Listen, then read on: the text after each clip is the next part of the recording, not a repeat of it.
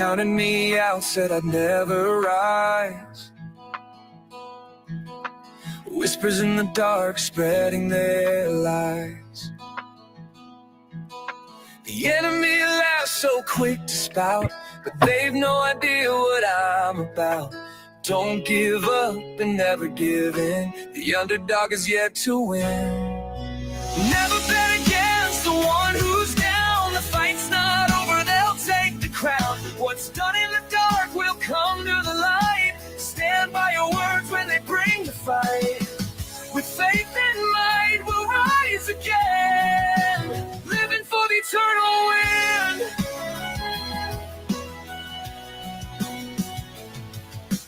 Online wars and endless bats. Who wins, who loses, what's behind that? We bicker and claw in these digital streets, but victory's hollow when no one needs. True strength is found in the faith we hold, not in the battles that grow so cold.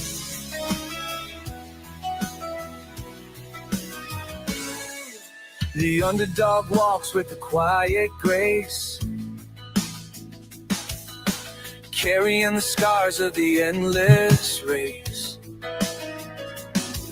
When pushed to the edge, they find their song, a melody of faith that keeps them strong. For every loss, there's a chance to learn, and every flame will someday burn. Never bet against the one who's down. The fight's not over, they'll take the crown. What's done in the dark will come to the light. Stand by your words when they bring the fight. With faith and might, we'll rise again, living for the eternal win. Faith is the armor, might is the blade. The eternal fight is where heroes are made, not for the fleeting or shallow gains, but for the kingdom that forever remains. Stand with the underdog, hear their call. Together, united, we'll conquer it all. In the darkest hour, when hope is thin, remember the fire that burns within. They may seem beaten, bruised and torn, but the underdog spirit is never worn. Never bet against the one who's down. The fight's not over, they'll take the crown. What's done in the dark will come to the light. Stand by your words when they bring the fight. With faith and might, we'll rise again, living for the eternal win.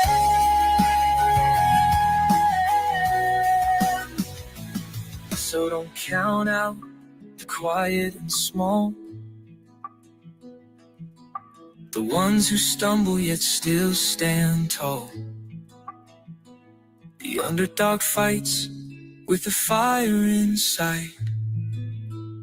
Their victory's sure when faith is their guide. Eternal battles we've just begun. With faith and might, the war is won.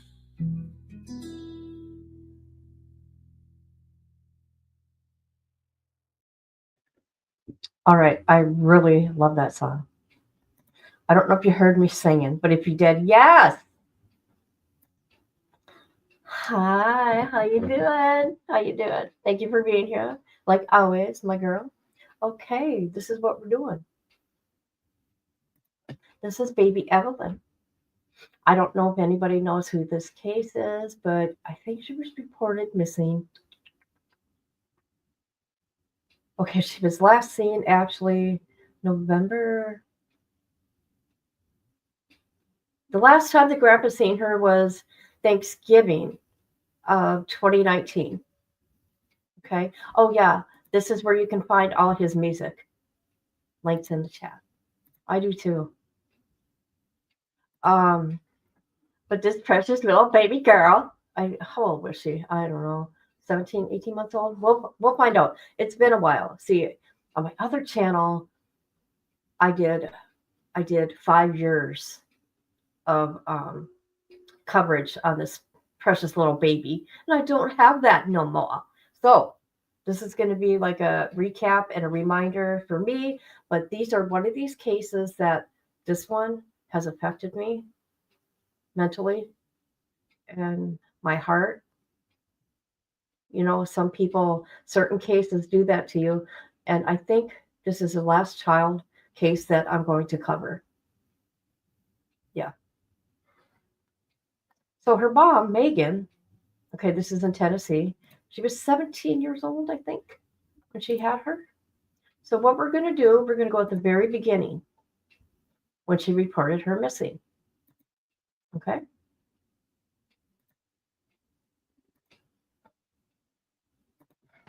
She's never been mean ever, which I'm very thankful for.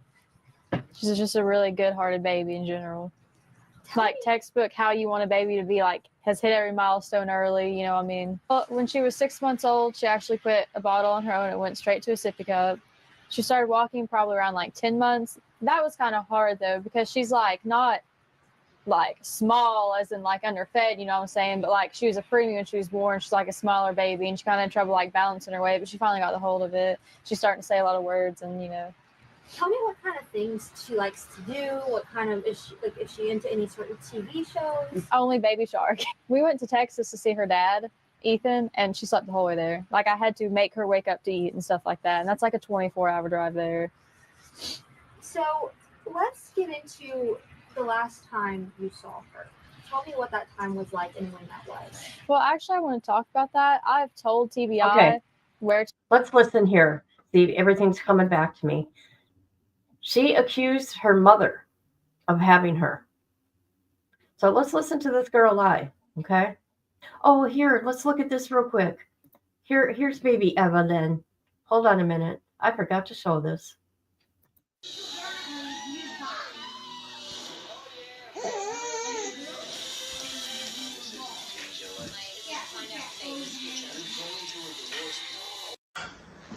Don't forget, we're all going to a concert.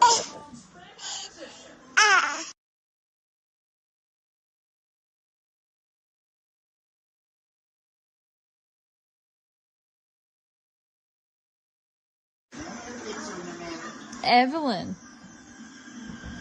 Hi. Mwah. Mwah.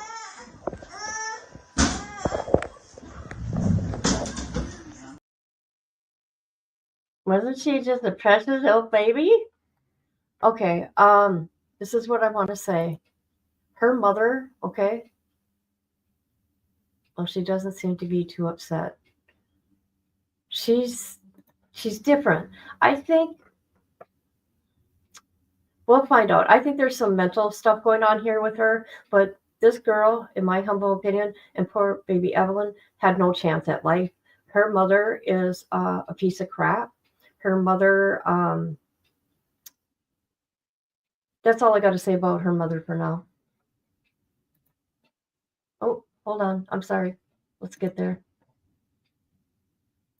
To find her in Mendota, my mom took her to a campground and a silver camper, and if they don't go tonight, I'm going to go find her myself.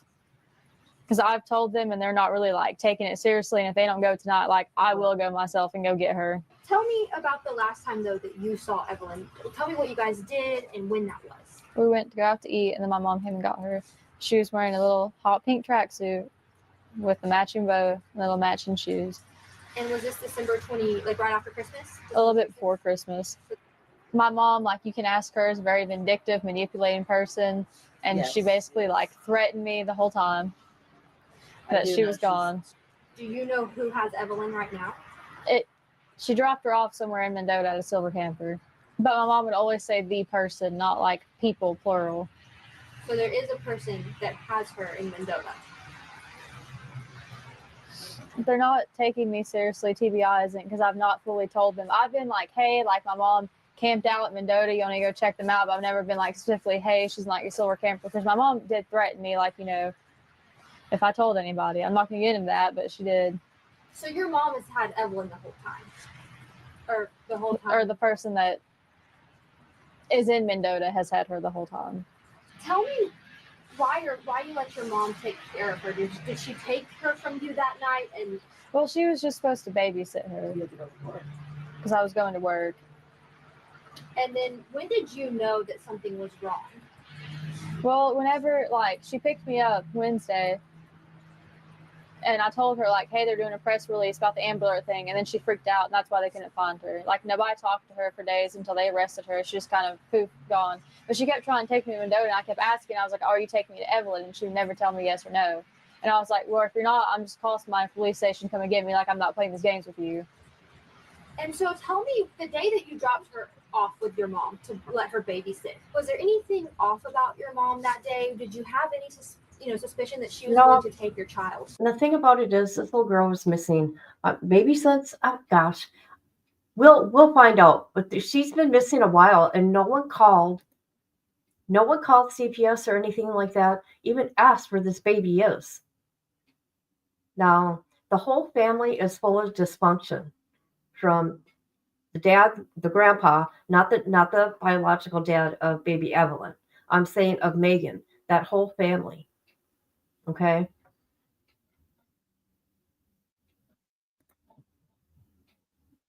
No. Well, I called her, and she was just like, oh, she's safe, like, you know, that kind of thing. And then she started threatening me, which, like I said, I'm not going to get into like everything she threatened me with, you know, because I'm just not. But Obviously, now that you believe you know who has her, what do you have to say to them?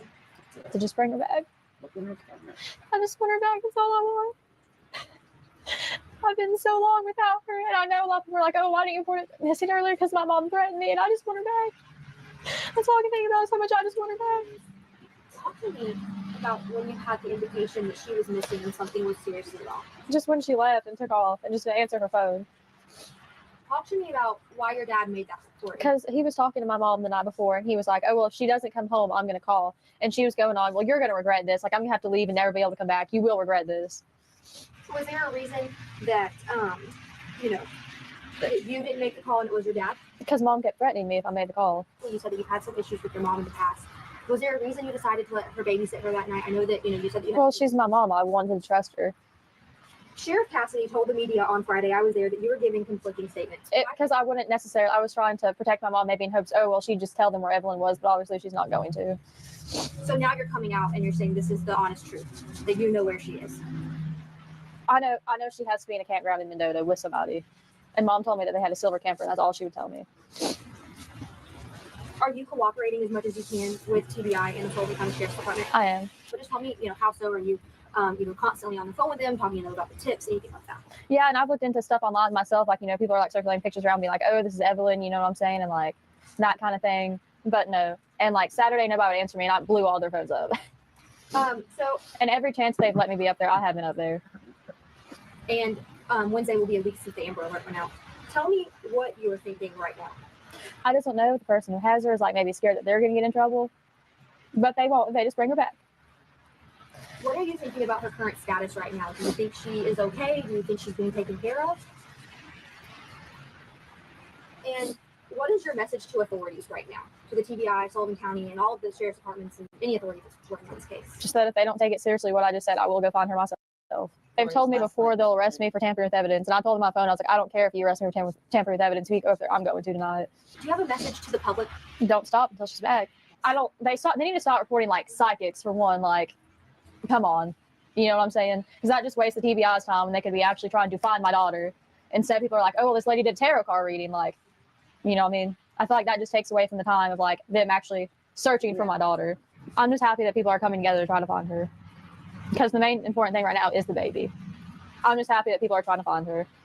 Have you been in contact with her father recently? Yeah. He's actually trying to get leave approved right now to come up here and try to, help find her. What is her relationship like with him? She's only been around him a couple times because Murray was in the Army. And what is your relationship like with him? Do you keep in contact with him? Well, yeah, we have a kid together. You know what I mean? Did you notify him when you knew something was wrong? Mm-hmm.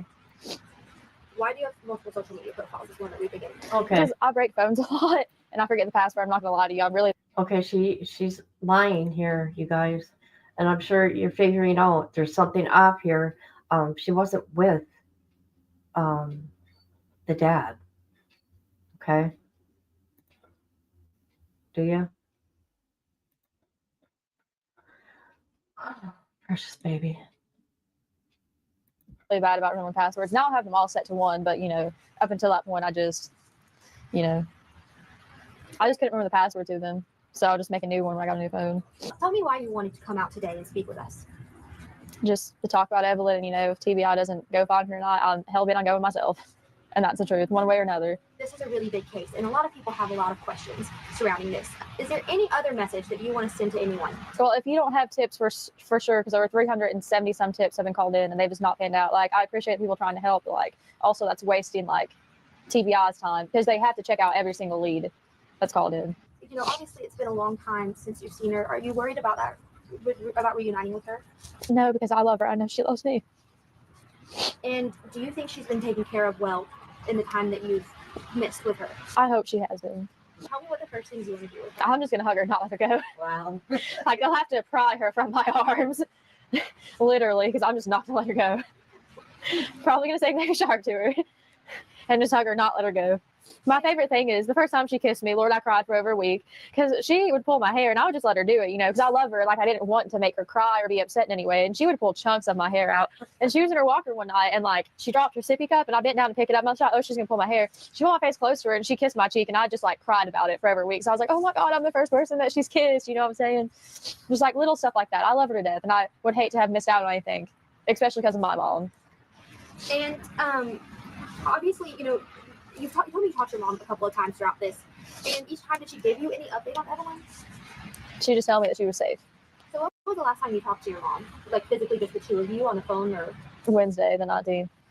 Tell me any details about that conversation. I mean, she was just going off on me and wanting to go to Mendota. And I kept telling her, I was like, if Evelyn's in Mendota, just take me to her. I will take her up there. We can just end this right now. Let's make this simple. Just give me my child back right now before this gets blown out of proportion. And she would never be like, oh, yeah, I'm taking you. She'd just be like, you don't need to talk to them. I don't want you going up there and stuff like that. And I was like, okay, well, if you're not going to take me to her, pull over and I will have somebody on Sullivan County's end come get me to go up there and talk to them. What is your biggest fear right now? I have a lot of them. Just that I don't know that maybe they won't find her tonight, or, maybe they don't find her tomorrow. Maybe it's weeks from now before they find her. People aren't going to be like, oh, well, I'm not giving her back because I kept her for 2 months. This is my child now. Well, still, I'm just worried that they're going to be angry about that. You know what I mean? No, right. She just needs to come home. Exactly. She's been away from her mom for long enough. So, I know there are a ton of social media rumors. So if there's anything that you want to set straight that I'm not aware of, I will. Gypsies are not a cult.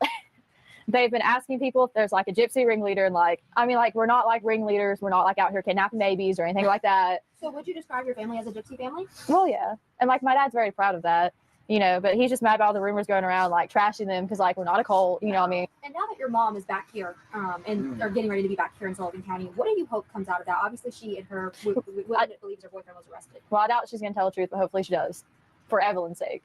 Not even for her sake at this point. Just if she hears this, I hope you tell the truth for her sake. That is your grandbaby. It's went on long enough.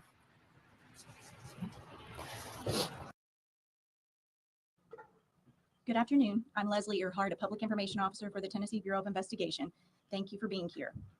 This case has been difficult from the beginning. Not only did it capture the attention of residents here in Sullivan County, but all across the country. Simply put, Evelyn stole our hearts. So we do appreciate you being here today and continuing to follow this case as it develops. In just a moment, you'll be hearing from 3 speakers: District Attorney General Barry Stavas, Sullivan County Sheriff Jeff Cassidy, and TBI Director David Roush. We also want to thank Special Agent in Charge Joseph Carrico with the FBI for being here today, and for the FBI's assistance during the search for Evelyn, as well as their support throughout the investigation. Please understand that the information you are about to hear is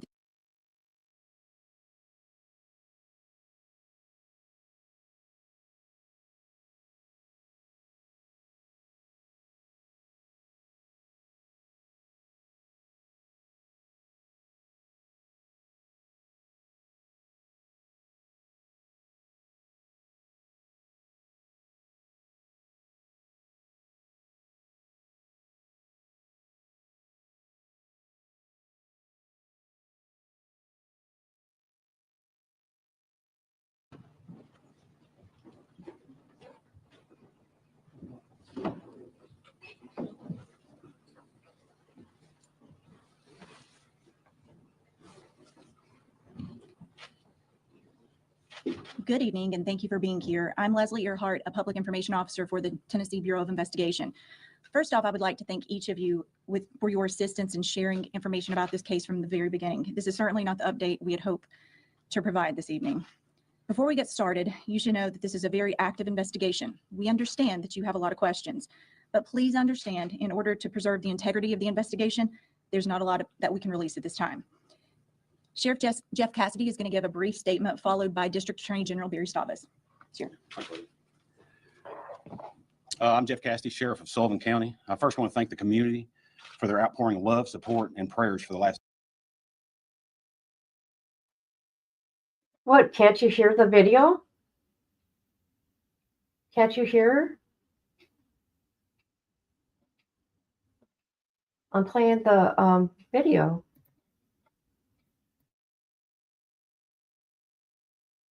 Last 17 days, when sweet Evelyn was first reported missing.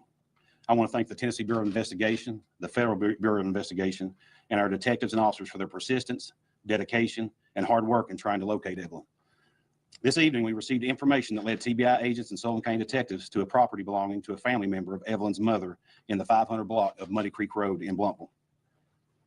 During the search, investigators discovered human remains believed to be those of a 15-month-old girl. The remains will be sent for an autopsy and a positive identification. At this time, the investigation is in the very early stages. There's a lot of work left to be done, and right now, this is the extent of what we can provide today. I would now like to introduce our District Attorney General, Barry Stavas, who can advise you how the case will progress from here on forward. Thank you. Thank you, Sheriff. Thank you, Jim. I first want to say I want to thank law enforcement. We've been involved as part of the investigation since its inception, and it's been excellent working relationship with our office and the TBI, the Sheriff's Department, and the FBI. And at this point, as the Sheriff pointed out, we're just in the beginning stages of the investigation. And at this point, we're just going to continue working. There's a lot of work to still be done. And that we will evaluate our case and what we're going to do next after we conclude our investigation. So based on what has happened tonight, there's a lot of work to be done forensically and just old-fashioned investigative work. So thank you. Thank you for coming.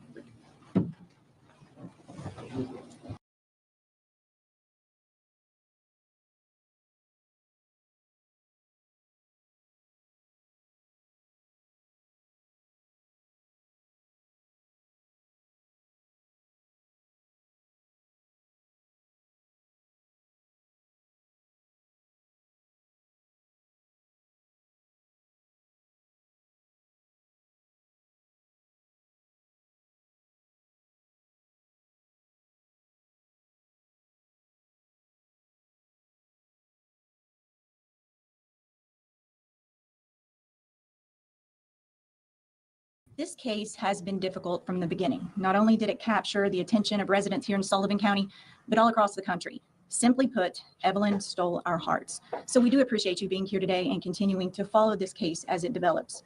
In just a moment, you'll be hearing from three speakers: District Attorney General Barry Stavas, Sullivan County Sheriff Jeff Cassidy, and TBI Director David Roush.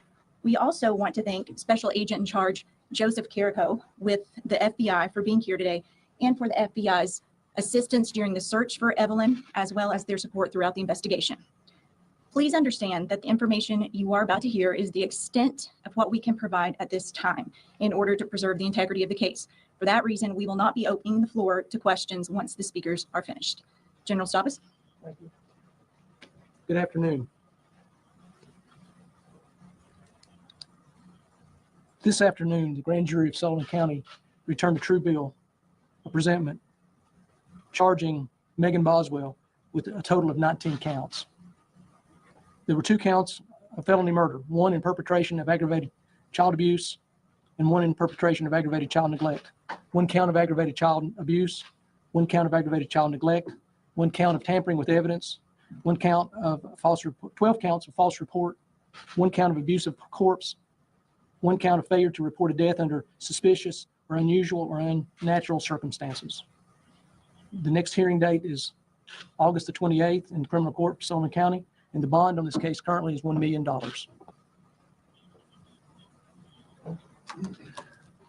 Thank you, General Stavas. Baby Evelyn's body was found on March 6th. Since that time, my detectives, TBI agents, and the DA's office have worked tirelessly conducting interviews, combing through evidence, and establishing a timeline in order to determine the circumstances leading to baby Evelyn's death. As a result of false information given by the defendant, along with misinformation circulated in the community, there's been a lot of confusion in the case. I want to be clear when I say that after an extensive and thorough investigation, other individuals were eliminated as suspects, and Megan Boswell became the sole suspect in this case. My office has received dozens of calls and messages over the last several months from concerned residents wanting to make sure that we had not forgotten about baby Evelyn.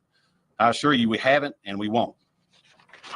I want to express my sincere appreciation to those residents who have shown their support throughout this process. We've received foods, cards, prayers, many encouragement, and we appreciate that more than you know.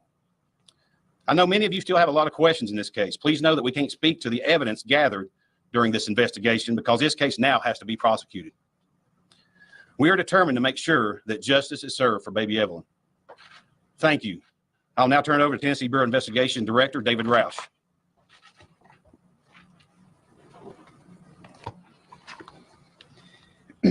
Thanks, Sheriff. I appreciate it.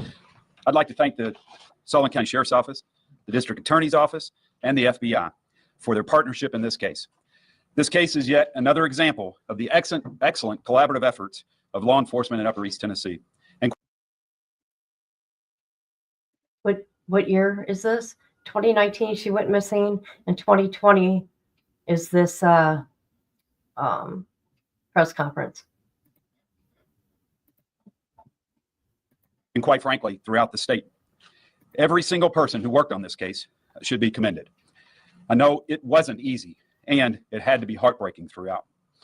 As we struggle to attempt to understand why or even how someone can harm an innocent child, we will never know, because thank God most of us are not wired that way. But we can certainly try our best to make sure that those responsible for these incomprehensible acts are held accountable. Today's indictment is the first step in assuring that that happens. Our hearts and prayers go out to the family and friends who love baby Evelyn, along with the many citizens who, like us, developed deep-seated love for this sweet little girl. She didn't deserve this. No child does. And that's why we will continue to work to pursue justice in this case. It's the best and most important thing we can do to honor her memory. We now move to the critical role in our system of working with General Stavros' office to engage the courts and provide the proof that so many have worked tirelessly to collect. We are deeply grateful to this team of professionals for the determined and methodical investigation. In closing, we would like to encourage anyone who suspects that a child is being abused to immediately report it. Child abuse must stop, and we must do all we can in our power to make it stop. You can report it to your local law enforcement agency or call the Tennessee Child Abuse Hotline at 1-877-237-0004. Thank you.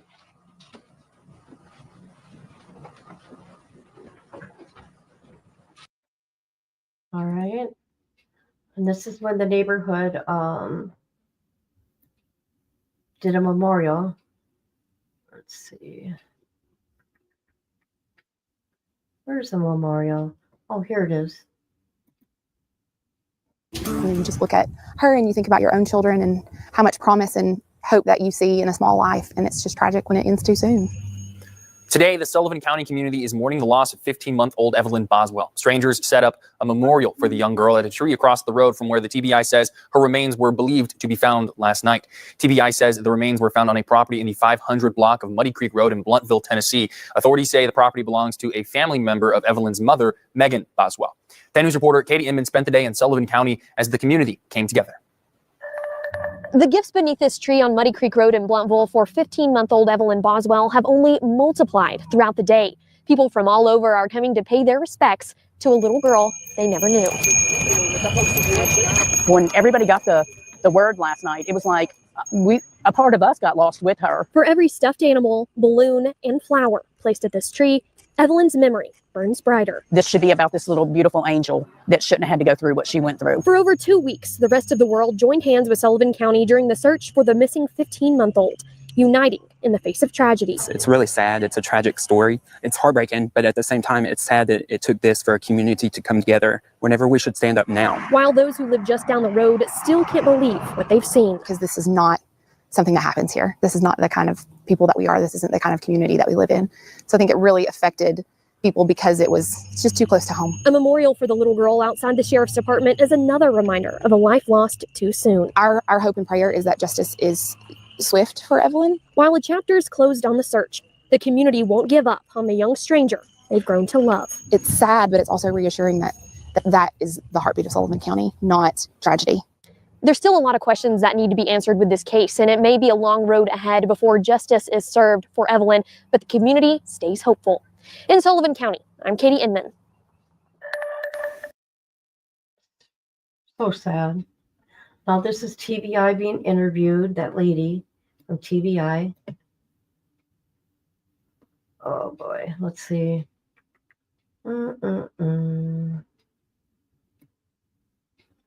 Okay, here we go.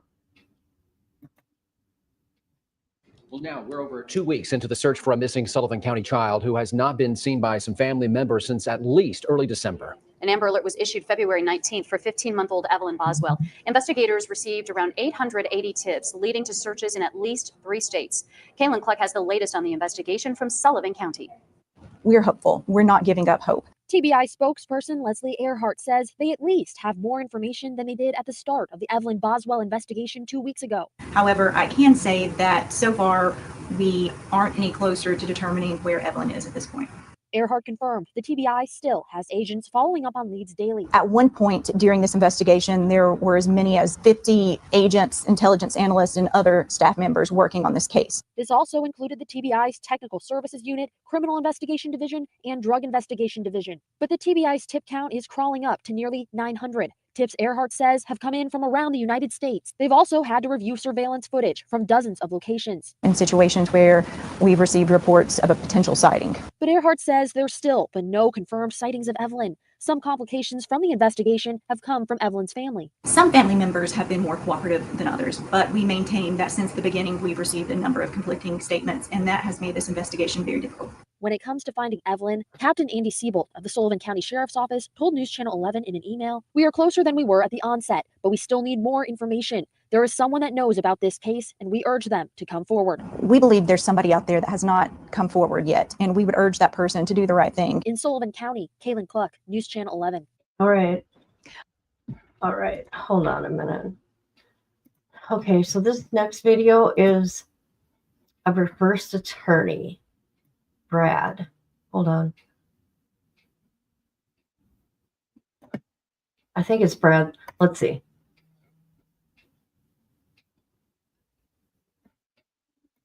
After years of waiting, next week, Megan Boswell will step into a Sullivan County courtroom for her trial that's been years in the making. We're working to answer the tough questions about how the trial will work and what we can expect inside that courtroom. Joining us now are Jim Bowman and Nikki Heimball, both criminal defense attorneys here in Tennessee. Thank you for joining us. You're welcome. Okay, this ain't her attorney. Just saying.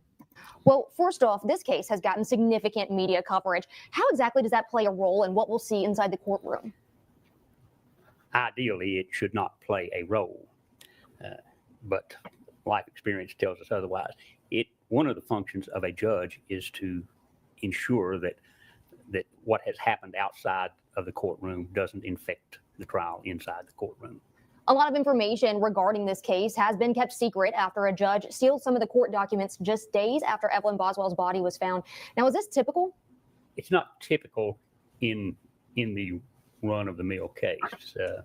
Yeah, I do want to say that we don't know a lot about the case because of everything being sealed. However, what I do want to say is, like, every search that they did and all that, I always stream that and talked about it, but I no longer have those videos, so I can't share any of that.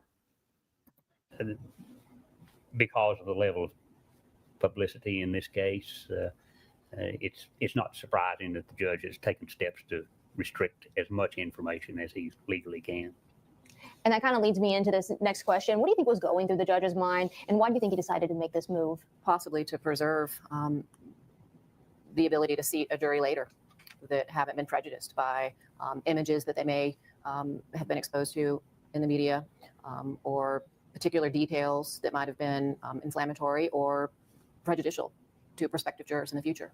And as we all know, this case involves the death of a young child whose mother is on trial for her murder. How might the defense keep the jury from jumping to conclusions before either side rests their case? I think that the jury selection process can be very involved and trying to get at the root of keeping people from reaching early conclusions and agreeing to withhold judgment until they've actually heard all of the evidence. And so there's a great opportunity during jury selection to pursue that kind of questioning. Trials like that go on for that long. Is it taxing on the jury? I mean, are there other implications when a trial lasts 4 weeks versus 1 week? Sure. I mean, there will be some potential jurors, if they were told the potential for the length of current, they'll say, I can't do it for employment reasons, family reasons, and even those that wind up being selected. If you're away from your home, from your family, or away from your job for a period of time, it becomes a problem. What you hope as an attorney in the case is that doesn't influence their decision in the case. I need to get home. I need to get back to work. Obviously, we know that this could take several weeks, like you mentioned. Do you see this maybe taking, 10 to 12-hour days in the courtroom at times? It could, especially if witnesses have traveled from far away. It just depends. Every day in trial is a little bit different in terms of which witnesses are called and how long their testimony is. Is there any chance that we could see Megan herself take the witness stand? Possibly. She'll have to decide once the government rests their case if she'd like to take the stand on her own behalf or not. And I know that you have a lot of experience with this. When the accused does do that, does that help or harm the case at all? It depends on the quality of their testimony. Some defendants do an excellent job telling their story, and other defendants are probably assist the state more than they assist themselves. And you never know until somebody gets on the stand. Well, thank you both so much for joining us and for being willing to talk about this case and bringing your expertise to us. But we've got a lot more coming up tonight in our special coverage previewing the trial of Megan Boswell. Evelyn's disappearance and death sparks change on a state level. She didn't have time to make an impact on the world like most of us would expect and want. She has a legacy. Oh my God, I am so happy to hear that. They're making Evelyn's Law. Oh my God. The actions lawmakers took to make sure that other communities never have another case like this one. We'll explain how Evelyn's Law works straight ahead. Oh my God. That is awesome. Let me look it up. Oh my God.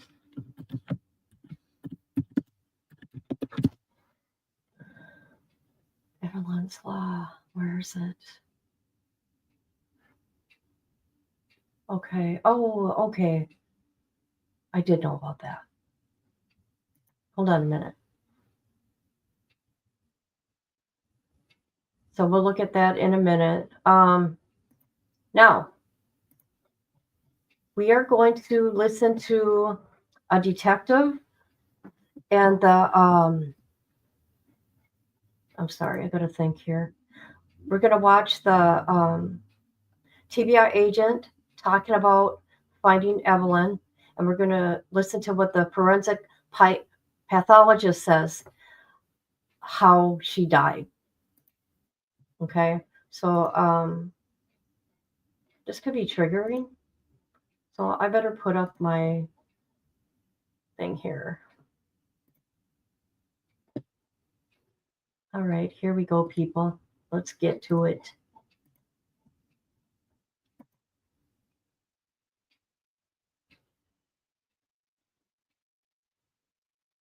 Hold on.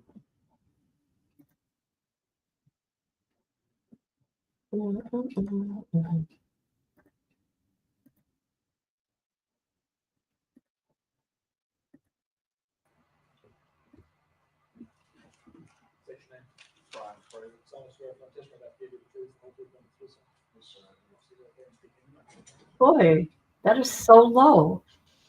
Please state your name. Brian Fraley. And where are you employed? Tennessee Bureau of Investigation. What is your position? Special Agent Criminal Investigator. And how long have you been in that position? 16 years. As part of your assignment at the TBI, did you assist in an investigation into the disappearance of Evelyn Boswell in February of 2020? Yes, ma'am, I did. What was your Just a minute. I'm trying to get captions on, but role in that investigation? The Sullivan County Sheriff's Department called TBI requesting assistance, simply to help locate and find the missing person report, which was Miss Boswell. Myself and other agents responded to assist with them. As part of that investigation, did you interview the defendant on February 25th, 2020? Yes, ma'am. And during that interview, did the defendant tell you that Evelyn was dead? Yes. And how did she claim that Evelyn died?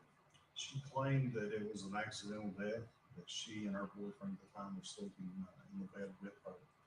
And when they woke up that morning, that she was unresponsive and opined that it was that she had been smothered by the rollover sleeping on her during the night. And on March 6th, 2020, did you find Evelyn's remains? Yes, ma'am, I did. Can you please describe the report how that came to be? On that day, we received a call from the defendant's father talking about property, a storage shed on the property.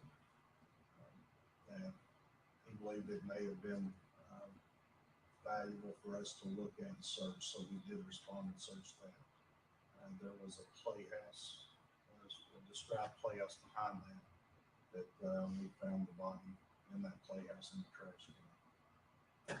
As soon as you recognized what you thought could be Evelyn's remains, what did you do? I made a call through our chain of command, also to the pediatrician forensic pathology department. Dr. Smith and Ms. Parsons responded to assess the crime scene. And who, if anyone, directed the process of collecting that evidence? Dr. Smith, the forensic pathologist. Your Honor, could you please hand the exhibit to Agent Fraley?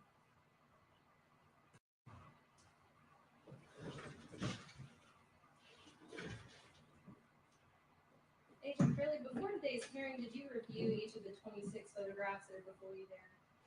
Yes, ma'am, I did. And does each of the photographs fairly and accurately show what you saw on March 6, 2020?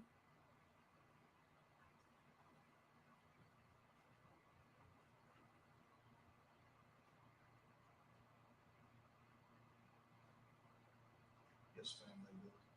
If you could please turn to Exhibit 1. On there. Does Exhibit 1 accurately depict where the remains were before you collected them? Yes, they were inside of the trash can.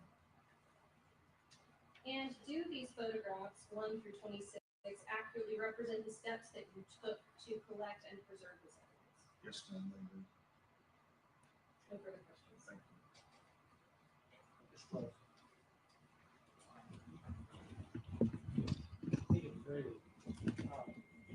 Who conducted this search?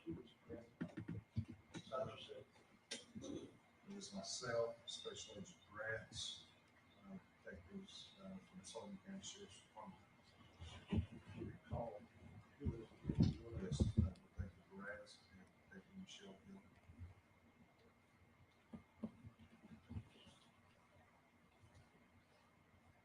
and for, Yes, sir. and so from looking at the exhibits there,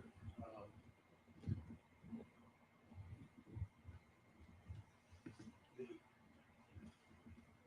remains were moved outside of that. Am I hearing that correctly? Did you take everything outside before you? Yes, sir. So when we opened the playhouse door, there was a trash can and 2 bags of trash that just didn't add up to being there. They looked, this playhouse had not been occupied or played in for, like a better term, for many years. A lot of spider webs through not being there. This trash can, 2 trash bags were just inside the door, and you could tell, I could tell, or it was my belief that they placed there recently. And by what I mean recently is compared to the other items within the playhouse. So within probably months or weeks possibly, they just looked out of place. By removing those, they were just inside the door 1 to 2 feet.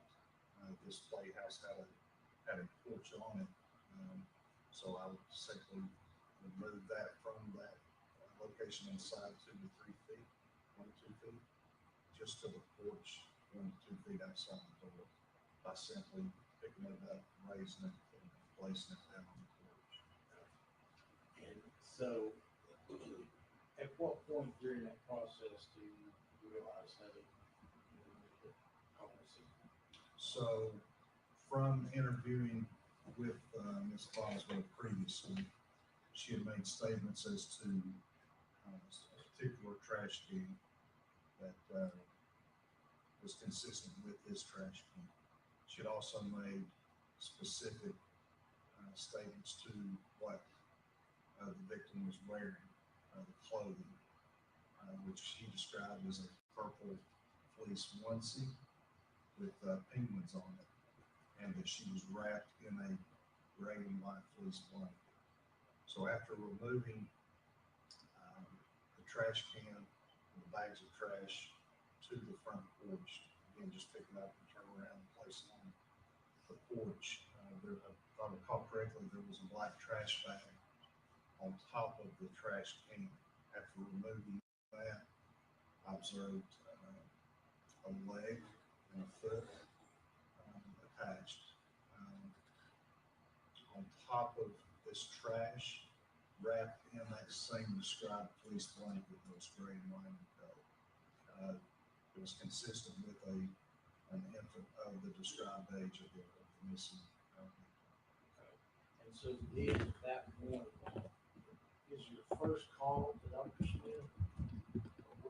First call was, if I recall correctly, was chain of command, DA's office, and then the forensic pathologist. I think that was. Just so you all know, that is not me. That is the camera person making all that noise. So I have no control of this. Just saying. Okay. Did you hear how they found her? They found her in a trash can, wrapped up in blankets. It gets even worse. Upside down. The kicker about this, the baby was still alive.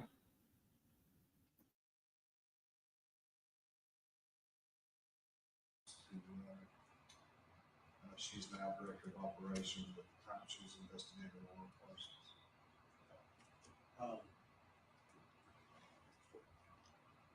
Can you state how much time there was between when you made the discovery and when Dr. Smith got there to take over? Not specifically without looking at the case file, but I would estimate probably an hour. Is that something that would be reflected in your notes? Yes, sir. Or in Agent Gratz's file. Okay. During that hour, any other individuals appear on the scene? Yes, many arrived because of the significance of the case, that there had been a lot of detectives, special agents, and others working the case, and that there was several that were there. Let me interrupt you. You said several there. Are we talking about law enforcement officers? Yes, sir. Are you aware of anyone who was not a law enforcement officer who did it? Like I said, DA's office personnel arrived. If there was, I'm not aware of it. Okay. All right. But let me rephrase. I think the coroner was called. Outside of that, I'm not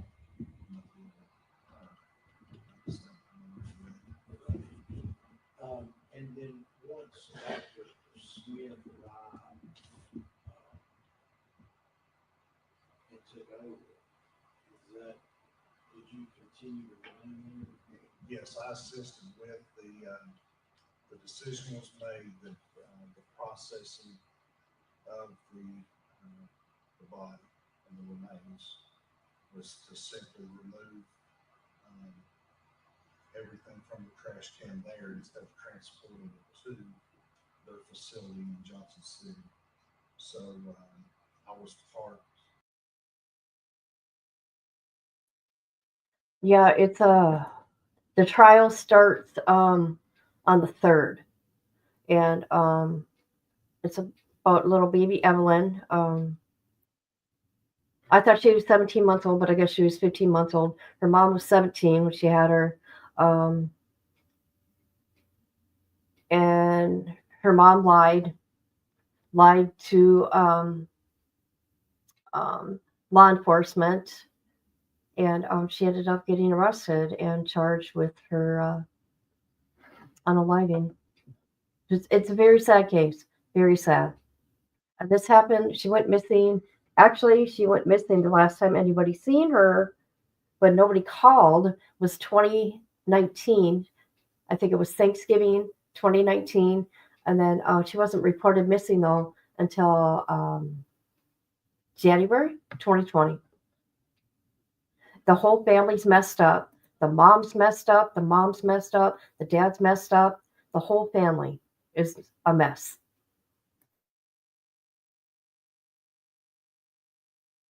Of that, and basically that her direction was removing everything by layers as you just go through a trash can until you get to the body that was wrapped in the contents it was wrapped in.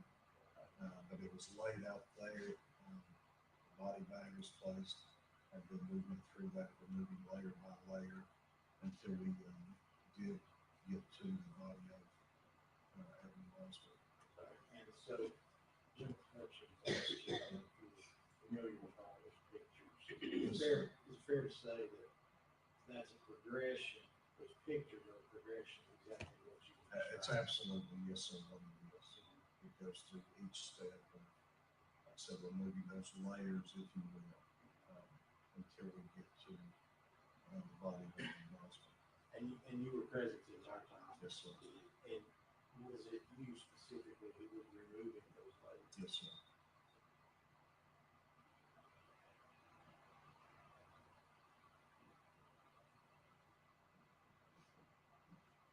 Thank you.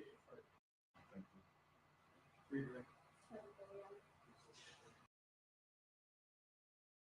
All right. So now we're going to go to where, hold on a minute. Pathologist, the medical examiner. There we go. Oh boy.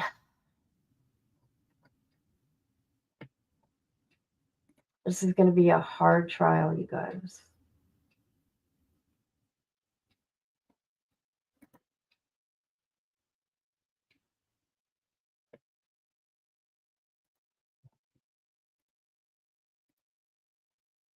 All right, here we go.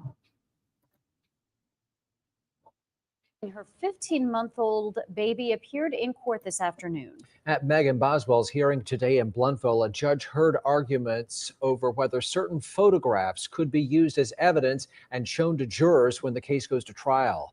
Megan Boswell's accused of killing her then 15-month-old daughter, Evelyn, over 2 years ago. Now she faces 2 counts of felony murder and is accused of lying to investigators. Her daughter's remains were found on a family member's property. In today's hearing, a forensic pathologist said Evelyn's cause of death was asphyxia, and a TBI agent said her body was found inside of a trash can in a playhouse. Ansley Daniel has been in the courtroom throughout the day monitoring the graphic testimony. Ansley, let's go through the developments that came out of the hearing today. Well, Josh and Sarah, a lot of information came out of this 3-hour hearing today that detailed the photos of the night that Evelyn was found. Now, the purpose of today's hearing was to decide which photos could be used in trial. They weren't shown today, but were only described in testimony. That testimony, though, revealed that Evelyn died of asphyxiation or suffocation. The state did bring in a forensic pathologist to explain how these photos reveal her cause of death, along with how decomposed her body was when it was found. It explained that Evelyn was found inside of a playhouse, but that her body was wrapped in aluminum foil, then inside what is described as a thick fleece blanket. She was then put in a trash bag and placed upside down in a garbage can.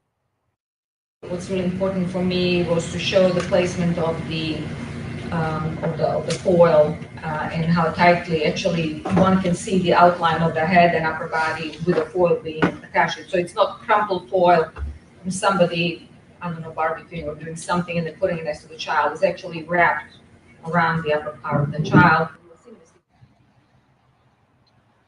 The photos also show indentions on Evelyn's head and body from the foil and blanket, and show that her body was in a position the pathologist said wouldn't allow her to breathe. The court did have to take a recess before getting deep into that testimony today because Megan Boswell hadn't seen the photos before today's hearing. She was visibly crying when she walked back into the courtroom this afternoon. The pictures that we went back and went through are very graphic and just very disturbing. And, you know, she reacted the way I would expect any of us to. You know, it was very upsetting. Unfortunately, I've had the opportunity to look at those pictures over and over again. The photos weren't the only point of contention today. Court started by Boswell asking for a new attorney. She and Sproles told the judge that they are not on the same page when it comes to this case, and that all came to a head today as he said they weren't able to effectively prepare for this hearing. The judge denied that request, but said that could change depending on how they work together in the future. The judge only decided to omit a handful of photos from the trial. He said in his eyes, especially after today's testimony, they are all relevant when it comes to finding out what happened to Evelyn Boswell. In Blunteville, Ansley Daniel, News Channel. Yeah, hold on a minute. She can sit there, boo-hoo, and cry all she wants. What she did to that little girl, and she was alive when she put her in there. She also had stuff shoved down her throat. Yeah.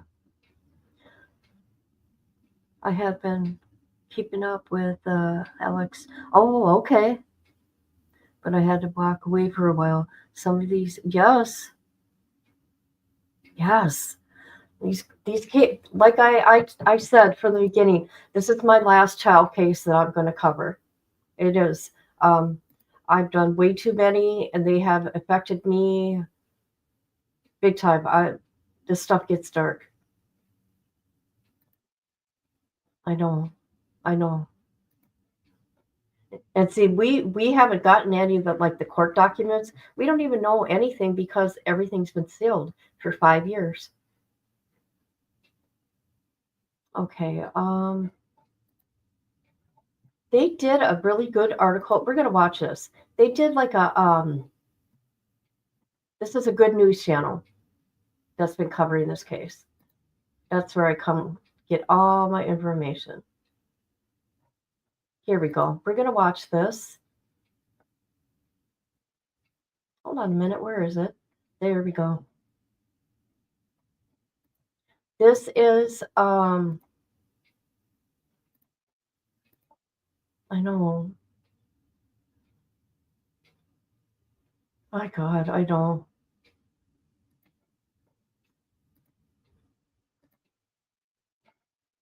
They did a good episode, a trial preview, and they did a really good job. And let's watch it. There she is. Mother accused of murdering her 15-month-old daughter. She didn't deserve this. No child does. And that's why we will continue to work to pursue justice in this case. Over the next half hour, we take a look back on the Amber Alert and search for Evelyn Boswell, This case is unlike anything I've ever been involved in. detailing the time Megan Boswell has spent in court in the 5 years since her arrest. I want a fair jury. I want a jury that's going to listen to the facts and not be influenced on what they've heard. And expert analysis on what to expect when her trial begins on Monday. This special edition of News Channel 11 at 5:30 starts right now.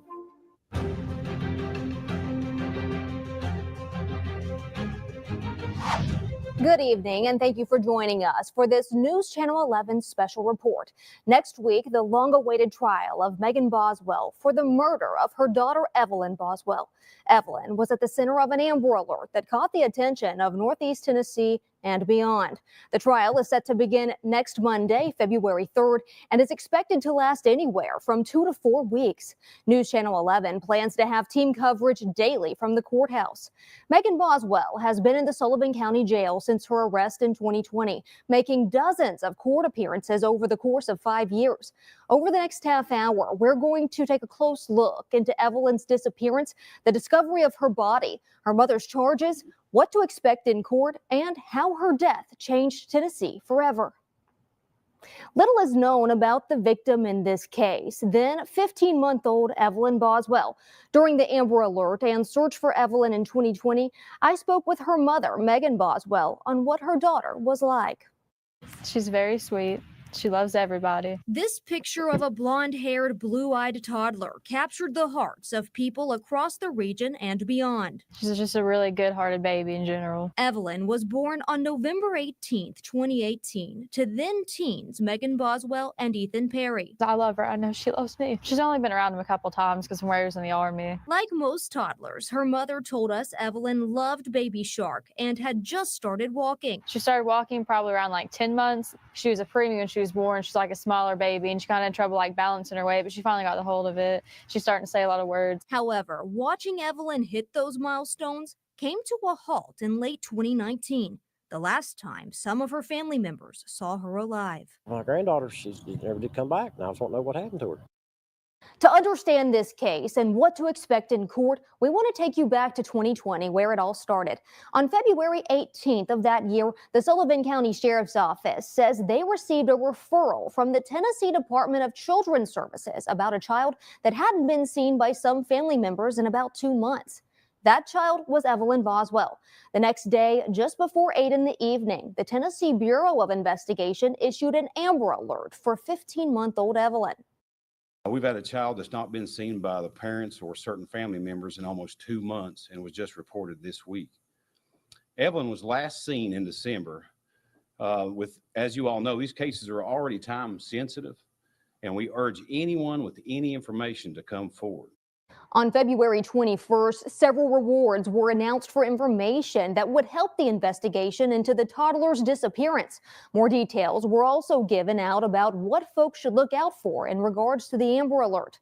Then on the 24th, Megan Boswell, Evelyn's mother, spoke with me for a News Channel 11 report. Maybe they won't find her tonight, or maybe they don't find her tomorrow. Maybe it's weeks from now before they find her. On the 25th, Megan Boswell was arrested after police say that she gave false reports during the course of the investigation and search for her daughter.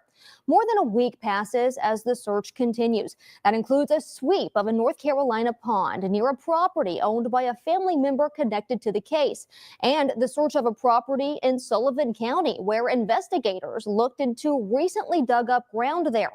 Then, on March the 6th, the search for Evelyn Boswell ended when her remains were found on a property on Muddy Creek Road in Sullivan County, owned by Megan Boswell's father, the man who initially called DCS about her disappearance. It would be several more months after that before Megan Boswell would be charged with multiple counts of felony murder of Evelyn. So let's take a closer look into the life of the woman who now faces 20 charges linked to the case. Legally, my first name is Megan. I go by Maggie. Does that matter? This is video from the only interview News Channel 11 has with then 18-year-old Megan Boswell on February 24, 2020, about a week after her daughter Evelyn was reported missing. Bring her back. I just want her back. That's all I want. I've been so long without her, and I know a lot of people are like, oh, why didn't you report it missing earlier? Because my mom threatened me, and I just want her back. That's all I can think about is how much I just want her back. During the search for her daughter, there were a number of rumors circulating about Boswell, and we gave her the floor to address them. One being the multiple social media accounts she had and was active on. I break phones a lot, and I forget the password. I'm not going to lie to you. I'm really bad about remembering passwords. Now I have them all set to one, but, you know, up until that point, I just, you know, I just couldn't remember the password to them. The other was about her family and their lifestyle. Gypsies are not a cult. They've been asking people if there's like a gypsy ringleader, and like, I've never heard of a ringleader. none of that. Those who know Boswell best, like her mother and father, have declined to speak to us about her. Just 3 weeks after Evelyn had been found in 2020, her first attorney appointed to the case, Brad Sproles, said this about the now 23-year-old. She's an intelligent young woman. We've had many discussions that she contributes, and she is thinking rationally about her situation and about this case, and contributes and helps in her defense. Her current attorney, Gene Scott, hasn't gotten into the ins and outs of his relationship with his client, but wants people to hold a judgment on the young mother until they see the evidence. Once this case is tried, we'll prove her innocence. I have no doubt that that girl is innocent. Since her initial arrest back in 2020, Megan Boswell's case has come up in court dozens of times, sometimes in hearings that last less than a minute and others by video call during the COVID era. At times, her case breaks what could be considered typical. These are the watershed moments, though, of her court appearances. Starting on March 9th of 2020, the records surrounding her case are sealed by a court order and remain sealed to this day. Under that seal, there is no available information about what the documents are or what information they may contain. Then in August of 2020, months after the death of Evelyn Boswell, Megan is charged with 2 counts of felony murder. 1 count linked to aggravated child abuse and the other connected to aggravated child neglect. Back in January of 2021, prosecutors working the case explain why they won't be seeking the death penalty. Prior decision by the Tennessee Supreme Court that says if you have an 18-year-old defendant without a record and only one aggravating factor, then it's disproportionate and it's not a valid death penalty in that case. That's what they decided. Boswell's initial trial date was set for September of 2022, but issues with evidence processing from the Tennessee Bureau of Investigation and conflict with her first court-appointed attorney, Brad Sproles, led to the first of several trial delays. Boswell would eventually switch from Sproles to a separate public defender. That's her current attorney, Gene Scott. That was back in October of 2022. Sproles spoke with News Channel 11 at the time about leaving the case. An attorney gets to the point where they can't be effective, it's our responsibility to bring that to the court's attention. In June of 2024, Boswell was served with a new indictment charging her with first-degree murder. This new charge alleges that Evelyn's death was premeditated and intentional. The new count is in addition to her 2 previous felony murder charges. Questionnaires for potential jurors were finalized late last year, and jury selection for the trial is expected to begin on Monday. That's when the entire community will wait to see Boswell's fate that's hung in the balance for half a decade. Ahead in this News Channel 11 special report, real expectations from precedent-setting attorneys. I speak with experts to break down what to expect when this trial begins. That's after the break.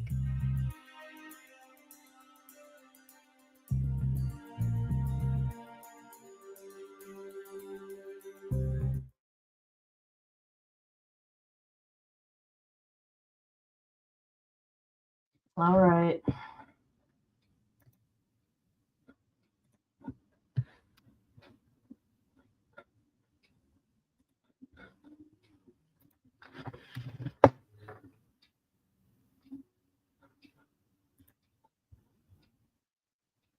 Very sad.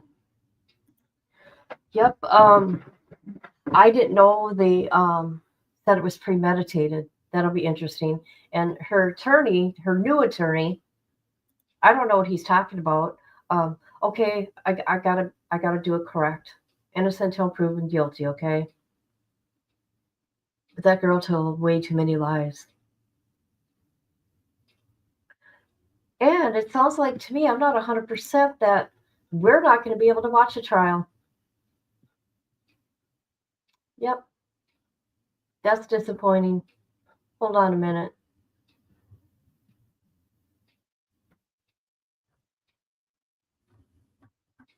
I know that's what her attorney wanted. He didn't want the public to be able to watch this. Hold on a minute. Here we go. We are going to look at Evelyn's law. Evelyn's law is, let's see. Billy signed Evelyn's law on April 16th, following a unanimous approval by the State House and Senate. The bill is named for Evelyn Boswell, a Tennessee toddler whose remains were located March 2020, leading to her mother being charged with unaliving her.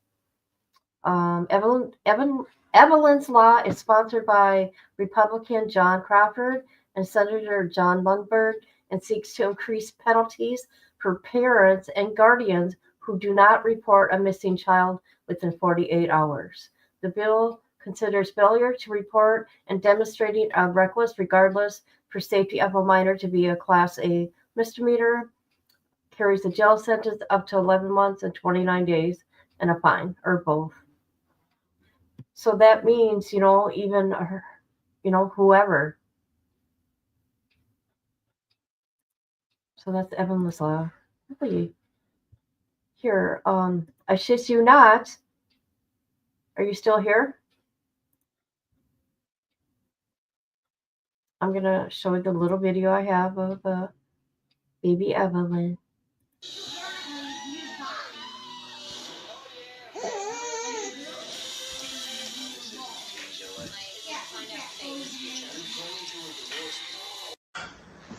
Don't forget. We're all going to a concert on Spanish musician.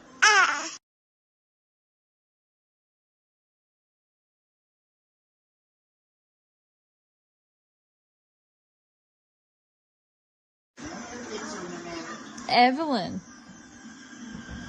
Hi. Mwah. Mwah.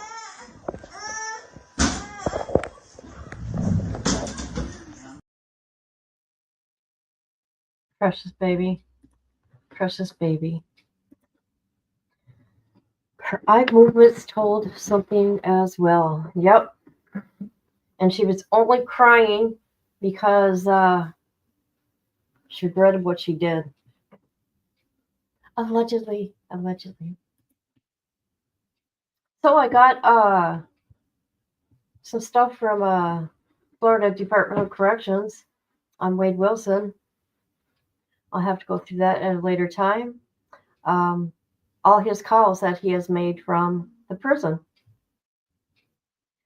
However, we'll have to figure out the names because they did redact the names, but every single phone number is there. So I'll figure that out. I mean, that guy must be going crazy without I'm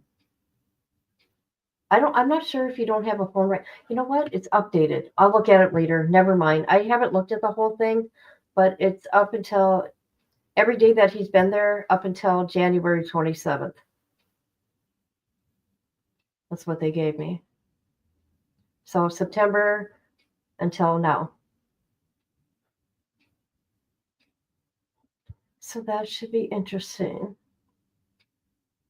But yeah, I'll find out if this is going to be live streamed or not.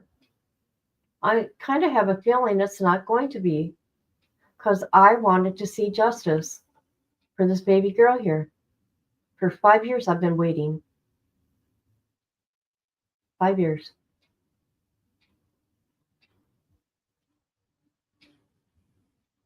All right. Well, I'm going to go. Hey, my daughter came today.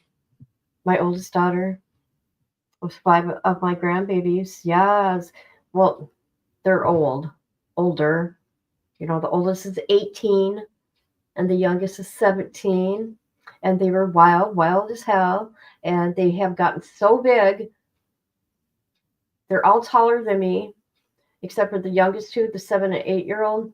They're up to my shoulders. They're up to my freaking shoulders. These boys are so tall. So is their dad, though. But we're small in my family. We're little. We're short. And Kayla's really little. However, my son-in-law, he's like 6'3". He's huge.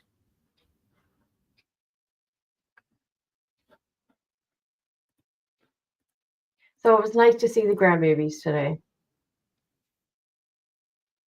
Here with this song.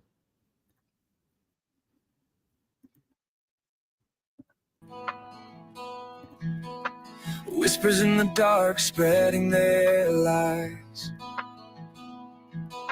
The enemy laughs so quick to spout, but they've no idea what I'm about.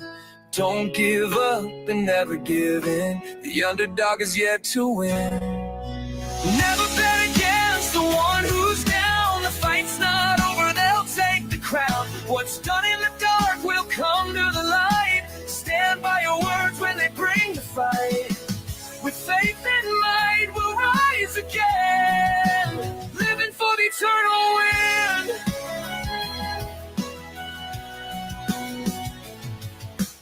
Online wars and endless spats.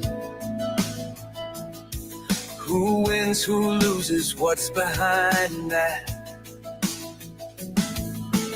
Bicker and claw in these digital streets, but victory's hollow when no one needs. True strength is found in the faith we hold, not in the battles that grow so cold.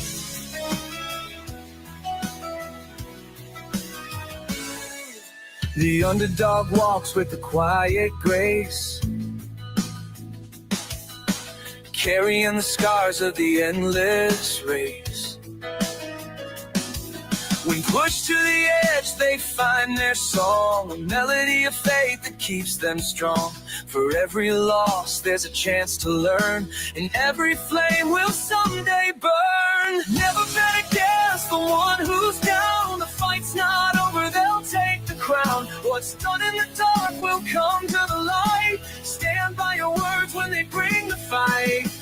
With faith and might, we'll rise again, living for the eternal win.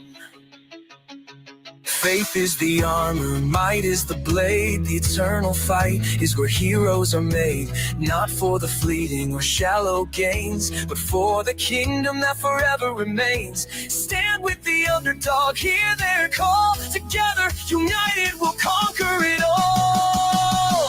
In the darkest hour, when hope is thin, remember the fire that burns within. They may seem beaten, bruised and torn, but the underdog spirit is never worn. Never bet against the one who's down. The fight's not over, they'll take the crown. What's done in the dark will come to the light. Stand by your words when they bring the fight. With faith and might, we'll rise again, living for the eternal win.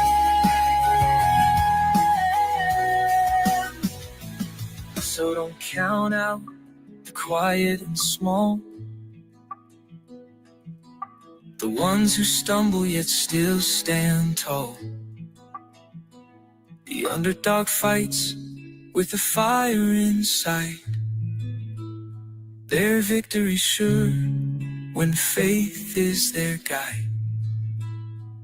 Eternal battles we've just begun. With faith and might, the war is won.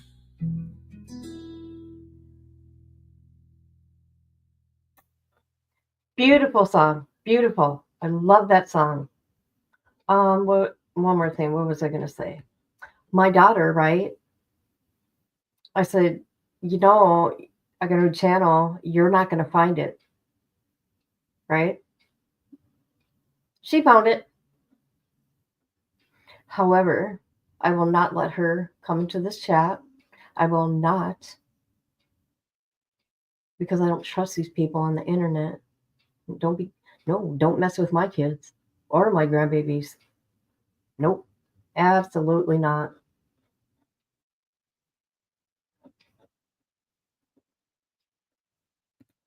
Are you short? I'm like 4'11", so is my daughter. And the other daughter's what? She's 5 feet, I think. Yeah. All right, everybody.